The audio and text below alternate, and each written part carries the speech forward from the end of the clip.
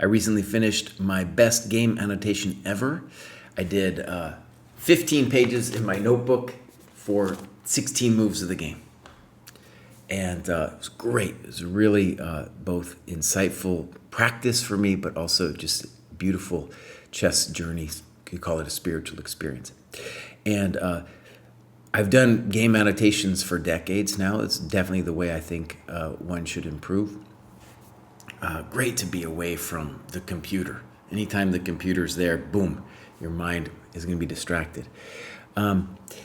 The inspiration, I think, one of the reasons why I feel like I was able to take this game analysis up a notch was that in the ChessDojo training program, we're getting submissions from a wide range of playing abilities. We're talking from 600 to 2,000 plus, and they are of strikingly good quality.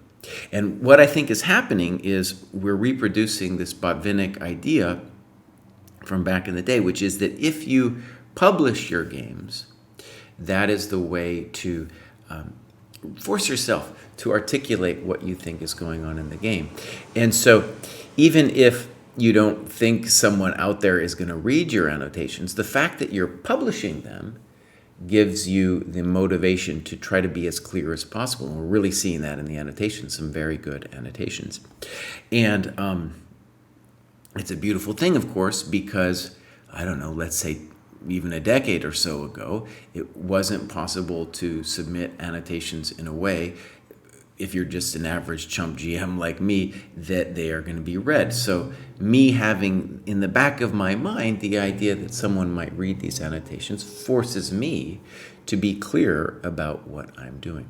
So in this video, I'm just going to give some highlights from this annotation that I did. I'm not going to go through everything. If you're interested, I'm going to have pics of the pages that I wrote, and then also the ChessBase final document, or whatever, if you will. And you can find that on our ChessDojo training program website. Okay, so again, I just want to talk about a few takeaways. One of the first interesting takeaways is that I knew nothing about this opening. And what's interesting to me is that in hindsight, I don't really feel like I needed to. There are definitely openings I would like to know more about, but this one in particular, I felt confident, even during the game, that if I just played principled moves, I would be fine. And it's an interesting thing because a lot of people on our training program are like, Kraai, buddy, we got to study openings. And I'm always like, I don't know. And they're like, at what level do I need to study openings? And one of the things I can just show you is I've understood from doing my own game annotation here is it didn't matter that my opponent had a lot more knowledge in this particular opening. Sometimes it does.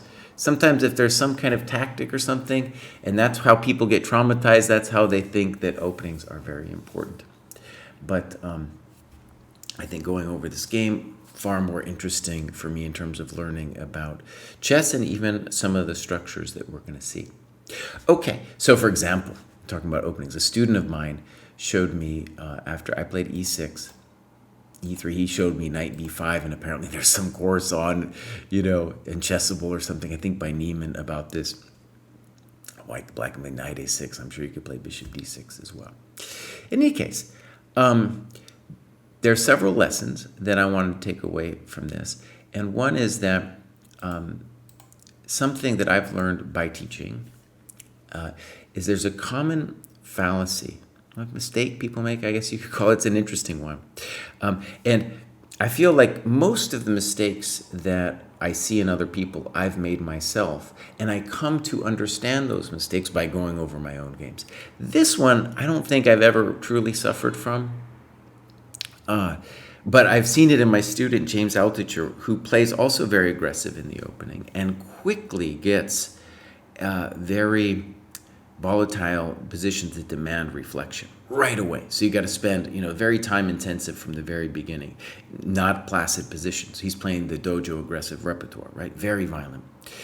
And what I see in him, the complex that I call it, is happening to my opponent here too, which I call it the macho man complex. After the song, macho, macho man, I want to be a macho man. And what is it? You're kind of, first of all, you go to a game, you're all pumped up on some kind of hormones anyway, right? And then you have some opening knowledge that you kind of want to throw down onto your opponent, you know? It's as if you've got some weapon and you want to really hit him with it. And you think that if you play the moves kind of with swagger and with a little bit like of in your face, I know what's going on here, that's going to do something. And I'll admit, you know, when he plays G4 like this and he does it so quickly, he did it with 0 seconds on the clock. I was like, oh no, oh no, that's kind of scary. But on the other hand, black can do all kinds of things here. C5 takes on F4, then C5, and I played knight C6. It's not like white is going to be able to get a tree of all those variations, right, to really figure it all the way out in some kind of mathematical way. So we're going to show you what I mean by the macho man in a second. So this all goes down. All these moves I debate in my notebook in terms of what I should play, what he should play. I thought Queen G3 was incorrect from a strategic point of view, even though I thought it was objectively fine afterwards. And I think that's an important thing to say, actually. So strategically, because it's going to be violent now. We're going to get opposite sides castling. So the value of the initiative is going to go up. So therefore, white should say, if you want to take my pawn, boss, be my guest, So I thought castles was more circumspect. But again, in my analysis, which I did totally without the computer, inspired by these dojo analyses, which are also not without the computer, very deep and good. For example, maybe the computer wants to take the pawn, and maybe it would convince me that I do want to take the pawn after white castles long. Still, I don't want to take it. No, I don't want to take it. The initiative is what's important in this position. In any case, Queen G3, and now I make a critical mistake. Let's talk about macho man. My opponent plays the next several moves quickly. This one's okay, and I do this. Now I have I thought amazing conception with my plan here. Actually, I'll just show it to you because he goes into it, and this is what I had foreseen when I played E5, right, way back when.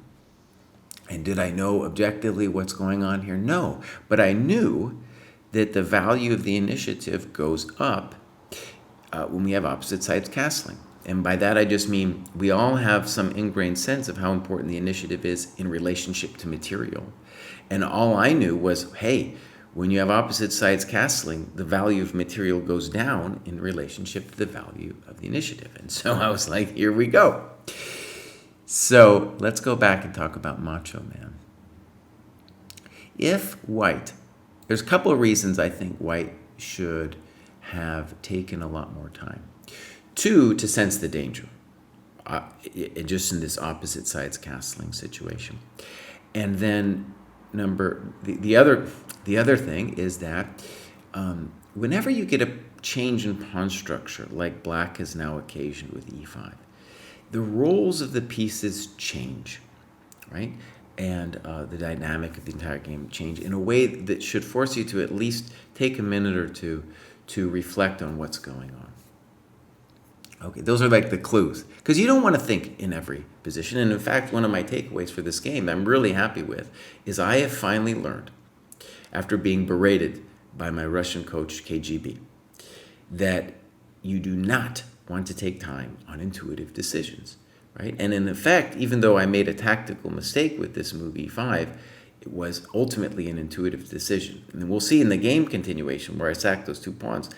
Yeah, I could spend 20, 30 minutes thinking about it, but it's going to be spent more wisely when the time for calculation comes. Okay, so what did the guy miss? Okay, over here, boom, knight f3, and I'm actually toast. It's over because I need to play knight b6 to hold my center together and to attack the white king, but then knight d2, and my queen is trapped. Game, I could have lost the game pretty easily. Okay, so that was my big mistake, but my conception I really like. And I do not know what the objective evaluation of this position is, but I do know it's very dangerous for white. I'm going to say a little bit more about that in a second. Okay, so he plays d7. Correct. Very good move. So I should just say the dynamic of this position is pretty interesting, is that I knew, or I felt I knew in this position, that I'm not worried about the 2 pawns extra per se, because I knew that somebody was going to get mated. I was worried that that white could use the big fat pawn on d6 in some kind of dynamic way to hurt me. And so this was, in a sense, comforting, because now I get to get rid of the thing, and my attack will kind of fundamentally continue. But it's still the correct decision, because otherwise I'm playing knight b4 and rook takes c3, and the game is over. And here he now plays another move, a good move, a3. Okay. Now again, one thing I did well this game, and I'm going to try to repeat it in other future games, is I did not spend a lot of time on the moves prior to this, and I need to spend time when it comes to calculation, because here's the big one, or the first big decision here.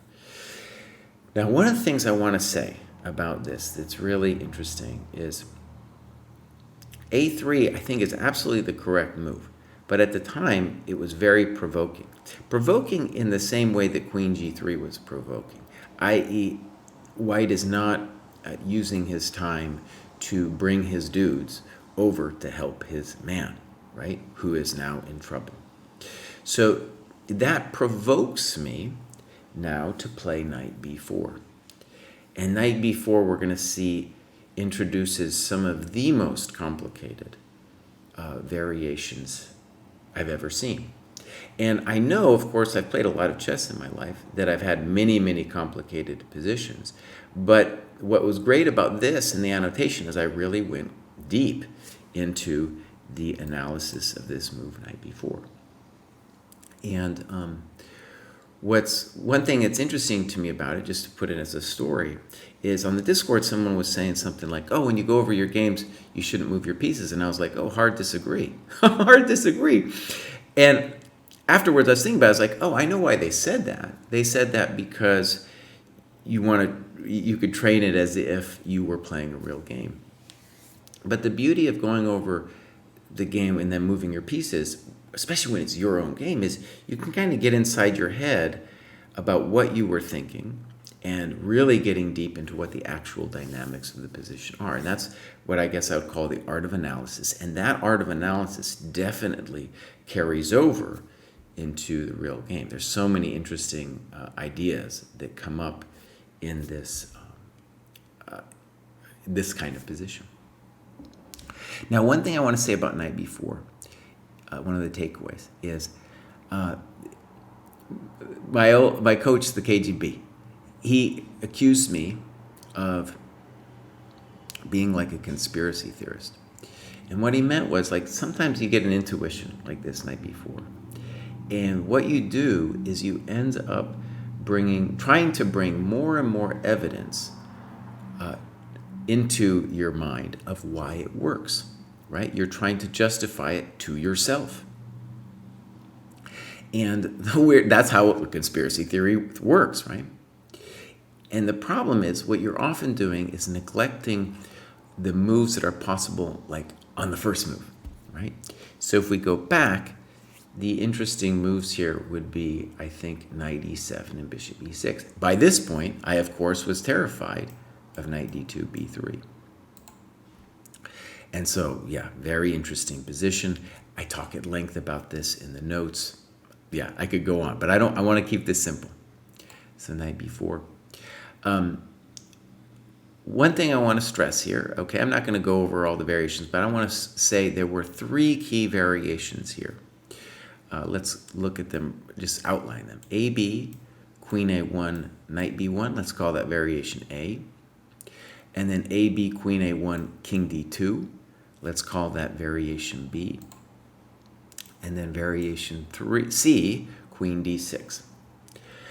Now, one of the things that's interesting to me about the analysis is in all 3 variations, I found things that I did not see during the game, right? So in all three variations, I missed something.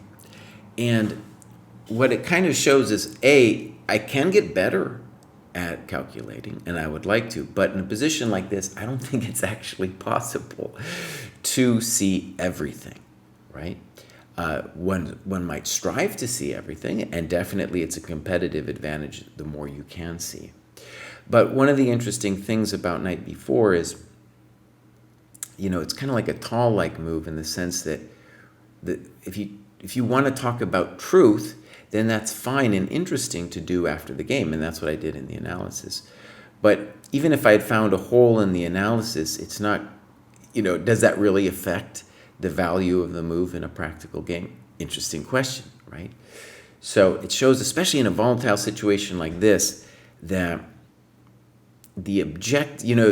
it's important to separate the objective quality of the move that you find after the game with how you feel about the move as a practical attempt.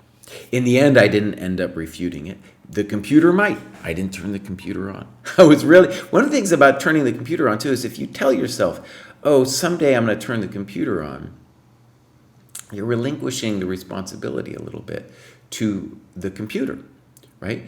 You're telling the computer like, oh, the computer will eventually tell me what's right, instead of saying, okay, I am going to do my best to try to find out what's right. Now, one thing I want to stress here is that another takeaway that I see in myself and others I think is important is we go to this position. It's around here. My opponent's played quickly up until now and then really starts to slow down. And the first two moves I think he plays are great. And one of the things I want to stress is there's a very interesting psychological thing that happens that makes me love chess a lot, honestly. When you think you're better and you have to, I think White, he told me after the game too, he just thought this was no way Black could play this way and he was easily winning. When you think you're better like that, and then you have to adjust your assumptions about the position, that's when you're really going to tank. Because it's not just that you're trying to find the moves. Your mind is adjusting to this new reality, and it takes a while for your mind to be like, okay, I thought I was here, in fact I'm down here, and this is a problem. And your mind is like really scraping and searching, trying to find the lost good evaluation that it once had. And I've been in that situation a lot. That's where you can really see it. When you analyze your games and you tank, it's usually some kind of situation like this, or often a situation like this, where your mind is recalibrating itself from the past peaks that it was on. And let me just say, when I was thinking about it, it's a really beautiful aspect of chess, because imagine, in real life, we go through our life thinking that we're just basically never wrong, right? So we don't have to be confronted with the reality that, in fact, we are not correct, right? And it's a different kind of world where, hey, we do have to adjust. It's painful. But that's the beauty of chess, is that there's a beauty of debate in it that I feel, for the most part, life doesn't have. Okay, I'll briefly skim through this rest of this game. For example, after Knight B4, I only considered those three options. White played this, and then I think he's lost after boom. By the way, again, I had time on my clock. I was able to calculate this out. And so this whole thing goes down here. Queen can't protect the rook. And here I just assumed I had to be winning because of White's king. And then bishop a4. Knight d4 would have been a little bit better. In any case, there it is. I hope you enjoyed it. If you are interested, again, I will put this up on our website and you can check it out. And if not, I just want to say, going over your games, not only the best way to improve, but also just a really beautiful spiritual experience when you're away from the computer and allowed to be inside your thoughts. Okay, bye-bye.